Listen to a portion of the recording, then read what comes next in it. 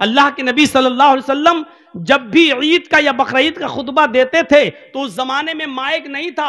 औरतें जो ईद और बकरीद की नमाज पढ़ने आती थी तो अल्लाह के नबी मर्दों में खुतबा देने के बाद फिर औरतों की जहां जमात होती थी आप पर्दे की ओर से वहां जाकर भी खुतबा दिया करते थे ताकि औरतें तक हमारी आवाज पहुंच जाए और वो भी दीन की दावत से महरूम ना हो, उनको भी आप नसीहत करते थे।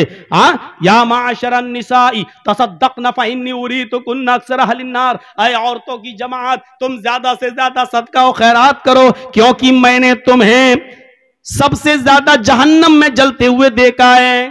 फ़इन्नी उरीतुकुन्ना अक्सर अहलिन नार, सबसे ज्यादा जहन्नम में तुम्हें सबसे ज्यादा जलते हुए देखा है।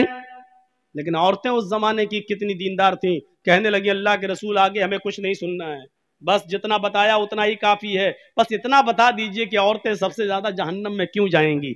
यहाँ तो जर्जी साहब अगर 1.5 घंटा बोलते हैं तब भी आधा घंटा और 2 घंटा बोलते हैं तो बहुत जल्दी खत्म हो गया मौलाना साहब, अभी तो पता ही नहीं चला टाइम। अरे तुम्हें पता नहीं चला, जो बोल रहा उससे तो पूछो।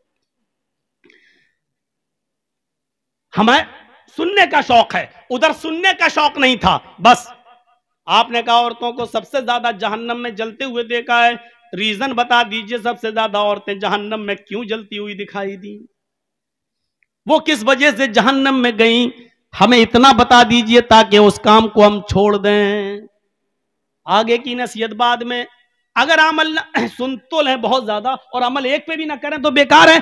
कम सुनना है लेकिन अमल करना है। हमें बताइए क्यों गई। अल्लाह के नबी ने फरमाया तुम सबसे ज्यादा जहन्नम में इसलिए गई हो, तुम सबसे ज्यादा जहन्नम में इसलिए डाली गई हो,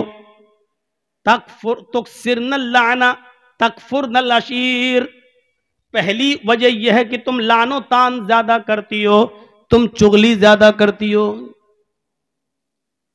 2, 3, 4 लड़के अकेले अकेले अगर जा रहे हो साथ में मिलकर सड़क पर तो हो सकता है कि वो खामोशी के साथ चल दें, लेकिन अगर 2-3 लड़कियां साथ में स्कूल जा रही हो तो आप देखेंगे कि पीछे आप बाइक का हॉर्न ही बजाते रहें, वो सुने ही नहीं देगी। क्यों? वो बातों में, अपनी सहेलियों की बातों में लगी हुई हैं, उनको नहीं सुनाई देगा क्योंकि उनकी बातें आपके हॉर्न के बाइक के हॉर्न से ज्यादा वो उसमें मस्त है, बातों में लगी हुई है, नहीं सुनाई दे रहा। और तो एक तो लानो तान ज्यादा करती हो और दूसरी वजह तुम्हारे जहन्नम में जाने की है कि तकफुरनल अशीर, शौहरों की नाफरमानी तुम ज्यादा करते। तो आप औरतों को भी बोला करते थे। और इस वक्त बड़ा मुद्दा जो उठा, और आज देख लीजिए जो सोशल मीडिया पे चल रहा है, किसी आदमी का जो मर्डर कर दिया गया है और मार दिया गया है, ये होना है, इलेक्शन का दौर है ना। किसी तरीके से, अरे आपके यहां की बात नहीं कर रहे हैं, हम कर्नाटक की बात कर रहे हैं, आप यहां अनीस को घुसेड़ दिए। आज देख लीजिए बजरंग दल का कोई आदमी था, है? कितना चर्चा उसका हो रहा और उसके तार मुसलमानों से जोड़ने की कोशिश की जा रही है, और कोई बड़ी बात नहीं। जैसे 2024 के इलेक्शन के मौके पर पुलवामा हमला हो गया, तो ये ध्रुवीकरण का सब कुछ होगा, अंदंद हेरा फेरी सब कुछ किया जाएगा और होगा।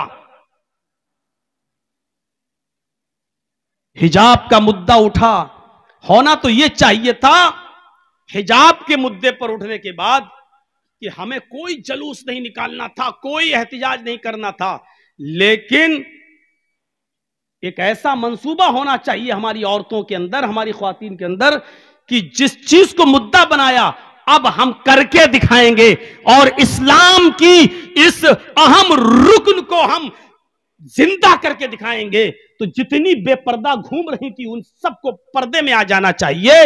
बाजारों में भी अपना एहतिजाज इस तरीके से पेश करें कि नहीं, ये मसला सिर्फ उन बच्चियों का नहीं रहा जो स्कूल में पढ़ रही और उनको हिजाब से रोका जा रहा है। अब हम बाजारों में जाएंगे तो हिजाब पहनकर जाएंगे, अब हम मायके जाएंगे तो हिजाब पहनकर जाएंगे। होना ये चाहिए था कि अब उसको अपनी आन से और अपनी शान से और अपने मजहब के से जोड़कर देखना चाहिए था हमारी मां बहन बेटियों को। लेकिन जलूस निकाल देने से तो हम उन्हीं का काम कर रहे हैं। उनको तो यही हथियार चाहिए जो हम उनके हाथ में दे देते हैं कि लो साहब, वो अपने मकसद में कामयाब हो जाते हैं। होना यह चाहिए था, हो ये रहा। चलेगा 10 मार्च के बाद सब ठंडा हो जाएगा, फिर उस इलाके में चलेगा जहां फिर इलेक्शन का दौर होगा। ये चीजें चलती रहेंगी, लेकिन इसमें कोई शक नहीं है कि औरत पर पर्दा फर्ज है। आज मैं आपको कुछ ऐसी चीज बताना चाहता हूं कि लफ्ज़ औरत ही ये बतलाता है कि पर्दा है।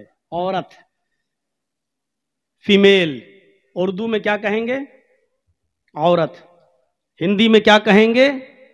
स्त्री। इंग्लिश में कहेंगे वोमेन। उर्दू और अरबी ये दोनों लफ्ज क्या है? औरत। और ये औरत का लफ्ज इतना मशहूर हुआ कि हिंदी की जो किताबें हैं सिलेबस, उसमें भी यही पढ़ाया जाता है। छोटे ओ से ओखली, बड़े ओ से औरत। खुद हिंदू सिलेबस में भी यही लिखा है, औरत। लेकिन औरत का माना क्या होता है? औरत का माना ही होता है सतर। औरत का माना ही होता है छिपाई जाने की चीज। औरत का माना होता है, खुलकर सही माना बता दूं, औरत का माना होता है नंगा या नंगी। और नंगी चीज को छिपाया जाता है। जो चीज बरहना हो उसको छिपाई जाती है। तो औरत के माना क्या होते हैं? नंगा या नंगी, उसको छिपाया जाए। कुरान करीम की आयत से समझाने की कोशिश करता हूं। सलासतु औरातिन लकुम, यह है कुरान करीम की आयत का एक टुकड़ा। देखिए, औरत का प्लूरल इस्तेमाल हुआ है। थोड़ी सी स्पीड हमारी डाउन होगी, बाद में हम फिर अपने लबो लहजे में आएंगे। पहले समझ लीजिए, सलासतु औरातिन लकुम, औरत का प्लूरल इस्तेमाल हुआ क्या है? औरात। औरत सिंगुलर और औरात प्लूरल। 3 वक्त ऐसे हैं जो नंगे हैं। अब भौंडा तर्जुमा अच्छा नहीं लगता है, इसलिए इसका तर्जुमा मैं यूं कर रहा हूं, सलासतु औरातिन लकुम, 3 टाइम्स। 3 औकात, 3 वक्त ऐसे हैं जो पर्दे के वक्त हैं। इन पर्दे के वक्तों में, इन नंगे वक्तों में तुम किसी के घर न जाया करो। अल्लाह ताला ने, कुरान कह रहा है, अल्लाह ताला ने जो आदाब सिखलाए हैं कि किसी के घर जाओ तो पहले दरवाजा खटखटाओ, जब वो दरवाजा खोले तो सलाम कह के अंदर जाओ। वहीं पर अल्लाह ताला ने यह भी बताया कि 3 वक्त ऐसे हैं जो पर्दे के वक्त हैं, उन वक्तों में तुम किसी के घर न जाया करो। और वो 3 वक्त पर्दे के वक्त जो हैं, जो नंगे वक्त औकात कहलाते हैं, बरहना नंगे औकात, वो क्या हैं? नमाज फजर से पहले, पहला वक्त, फजर की नमाज से पहले तुम किसी के घर मत जाओ। भाई, शौहर बीवी हैं, लेटे हैं, आराम कर रहे हैं, सो रहे हैं, आप किसी के घर इस वक्त नहीं जाइए। मना किया है फजर की नमाज से पहले किसी के घर जाने से। नमाजे इशा के बाद किसी के घर मत जाओ। 2 वक्त हो गए। नमाजे फजर से पहले किसी के घर मत जाओ और इशा की नमाज के बाद किसी के घर मत जाओ, क्योंकि इशा की नमाज के बाद वक्त जो होता है वो सोने का वक्त होता है। हमारे यहां इशा की नमाज का वक्त गुलछर्रे उड़ाने का वक्त होता है, क्रिकेट खेलने का वक्त होता है, पूरी पूरी रात कैरम बोर्ड खेलने का वक्त होता है। और खास आपके यहां ना हो, लेकिन बड़े बड़े शहरों में चले जाओ, जैसे हम लखनऊ के हैं, बंबई वगैरह में चले जाओ, दिल्ली, तो वहां तो बड़ा अजीब मामला है। और रात दिन शुरू ही होता है ईशा के बाद से। वहां 2 वक्त हो गए, नमाज फजर से पहले किसी के घर मत जाओ, ईशा की नमाज के बाद किसी के घर मत जाओ। और तीसरा पर्दे का वक्त क्या है? दोपहर में जोहर की नमाज के बाद जब आदमी कैलूला करता है। यह कैलूला सुन्नत है। अल्लाह के रसूल और आपके सहाबा कभी कैलूला छोड़ते नहीं थे। कैलूला का मतलब समझते हैं ना? दोपहर का खाना खाने के बाद थोड़ी देर के लिए दाहिनी करवट से सोना, लेट जाना, आराम करना। ये सेहत के लिए भी जरूरी है, तंदुरुस्ती के लिए भी जरूरी है। हमारी भाग दौड़ वाली जिंदगी ने आज हमको इससे महरूम कर दिया है, वरना ये सुन्नत है कैलूला। तो दोपहर में कैलूले के वक्त तुम किसी के घर मत जाओ।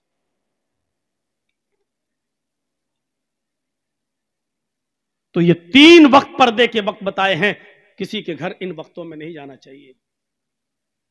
बहुत ज्यादा इमरजेंसी हो, जरूरी हो, किसी की तबीयत खराब हो, फोन करके बुला रहा हो, तो देखिए मजबूरी में फिर कुछ कंडीशनें बन जाती हैं।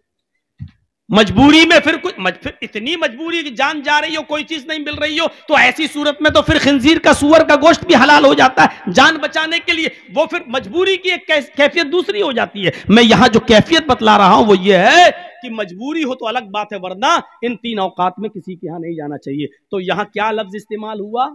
औरत, और उसका प्लूरल औरात। सलासत औरात लकुम, 3 वक्त ऐसे हैं जो नंगे औकात हैं, इनको पर्दे की जरूरत है। यानी इन औकात के अंदर तुम किसी के घर न जाओ। एक जंग हो रही थी, जंगे अहज़ाब, ग़ज़वे अहज़ाब के नाम से मशहूर थी। अल्लाह के नबी ने जब सहाबा से उस ग़ज़वे में निकलने के लिए गुजारिश की कि निकलो उस जंग में, तो जो मुनाफिक थे, मुनाफिक जानते हैं ना, उसको बताने की जरूरत नहीं। आज थोड़ा सा गर्म पानी रखिएगा क्योंकि लगता है कि जाएगी आवाज। नहीं है तो मंगा लो थोड़ा सा, आजकल तो चाय की होटलें तो खुली होंगी। तो सुनिए, जब ग़ज़वे अहज़ाब की निकलने का हुक्म दिया मुसलमानों को, सहाबा को, तो उसमें बड़ी अजीब चीज बता रहा हूं आज। तो उसमें जो कुछ मुनाफिक थे, मुनाफिक को मैं इतना बता दूं, मुनाफिक किसे कहते हैं? जो ना इधर होता है ना उधर होता है, ना इस्लाम के अंदर ना कुफ्र के अंदर, उसको पता ही नहीं चलता कि सही क्या है। वो हमारे मुंह पे हमारे जैसी और आपके मुंह पे आपकी जैसी, ये होता मुनाफिक। मुनाफिक को समझाने के लिए सही मिसाल दूं, एक तो होती है नींद, गहरी नींद, हम सो रहे हैं, गहरी नींद सोने वाला आदमी दुनिया की लज्जतों से महरूम है, लेकिन नींद की लज्जत उसको मिल रही है, सुकून उसको मिल रहा है। और एक होता है जागना, जागने वाला दुनिया की लज्जतों से फायदा उठा रहा है, ये भी खा रहा है, वो भी खा रहा है, ये भी खेल रहा है, वो भी, दुनिया की लज्जतों से फायदा उठा रहा है, लेकिन नींद का मजा नहीं ले पा रहा है, नींद का सुकून हासिल नहीं कर पा रहा है। ये 2 चीजें समझ ली आपने। गहरी नींद में जो आदमी सो रहा है वो दुनियावी चीजों के मजे नहीं ले रहा, लेकिन नींद का सुकून उसको मिल रहा है। जागने वाला आदमी दुनियावी चीजों से लुत्फ अंदोज हो रहा है, एंजॉय ले रहा है, लेकिन नींद के मजे नहीं ले पा रहा है। बीच में एक नींद कैसी होती है, बैठे बैठे मौलाना जर्जीस तकरीर कर रहे हैं, हम फिर उठ गए, उठ गए। ये वो कैफियत होती है, ना जाग रहा है ना सो रहा है, ना दुनियावी लज्जत ले पा रहा है और ना नींद का ही मजा ले पा रहा है। यही होता है मुनाफिक। न वो कुफ्र का ही मजे ले पा रहा है, न वो आखिरत के मजे ले पा रहा है इस्लाम के। ये है मुनाफिक। जर्जी साहब, हमारे मुंह पे हमारी तारीफ, आप हमारे विरोधी हैं, आपके पास गया, अरे वो कमीना आदमी, हट, आपके मुंह पे आपकी। तो ये मुनाफिक थे जो इस शर्त पे अल्लाह के नबी के साथ रह रहे थे कि जब कोई हम पर हमला करेगा, आप पर, तो हम आपका साथ देंगे। जिन्होंने कलमा पढ़ लिया था लेकिन धोखा देने के लिए, और अल्लाह के रसूल और सहाबा उनको मुसलमान समझ रहे थे कि ये तो कलमा गो हैं, हमारे भाई हैं। सारे लोग जब जाने लगे ग़ज़वे अहज़ाब में, तो ये मुनाफिक लोगों ने क्या कहा, आए अल्लाह के नबी, अय अल्लाह के रसूल, हम गज़वे में शिरकत नहीं कर सकते, हम जंग में नहीं जा सकते हैं। कुरान पढ़िए, कुरान क्या कहता है? अय अल्लाह के नबी, मैं गज़वे में नहीं जा सकता। क्यों नहीं जा सकता? अपनी वजह बताते हैं ये मुनाफिक। इन्ना बुयूतना औरतुन, औरत का लफ्ज इस्तेमाल हो रहा है, गौर कीजिए। इन मुनाफिकों ने क्या कहा? इन्ना बुयूतना औरतुन, हमारे घर नंगे हैं। आए अल्लाह के नबी, हम अपना घर छोड़कर नहीं जा सकते हैं। इन्ना बुयूतना औरतुन, हमारे घर नंगे हैं, यानी हमारे घरों में दरवाजे नहीं है। अगर हम जंग में चले जाएंगे तो हमारी बीवी और बेटियों की इज्जत महफूज नहीं रहेगी। हमारे घरों में दरवाजे नहीं लगे हैं, या ये कहिए कि दरवाजे तो लगे लेकिन दीवारें बहुत छोटी छोटी हैं। कोई भी दीवार से चढ़कर हमारे घर में छलांग लगा सकता है, हमारे घर में आ सकता है। बहाना क्या बनाया कि हमारे घरों में हिफाजत नहीं है, हमारे घर नंगे हैं, उसमें दरवाजे नहीं हैं, इसलिए हम नहीं जा सकते हैं, हमारी मजबूरी है। तो उन्होंने अपने घरों को गैर महफूज कहने के लिए कौन सा जुमला इस्तेमाल किया? औरत का वर्ड इस्तेमाल किया, जो कुरान में आया है, इन्ना बुयूतना औरतुन, हमारे घर नंगे हैं। औरत का मतलब क्या हुआ? नंगा या नंगी, और नंगी चीज को छिपाया जाता है। आपका घर बहुत आलीशान बना हो लेकिन दरवाजा ना हो तो उस घर की कोई हैसियत नहीं, क्योंकि कोई भी चोर चोरी कर सकता है। इसका मतलब यह है कि आपका घर नंगा है, जब तक उसको छिपाओगे नहीं, औरत उस घर के अंदर औरत नहीं रखोगे, यानी दरवाजा नहीं रखोगे, आपका घर गैर महफूज है। घर को ढकना जरूरी है, दरवाजा जरूरी है। इसी तरीके से औरत नंगी है, उसकी हिफाजत जरूरी है, यानी उसके लिए पर्दा जरूरी है।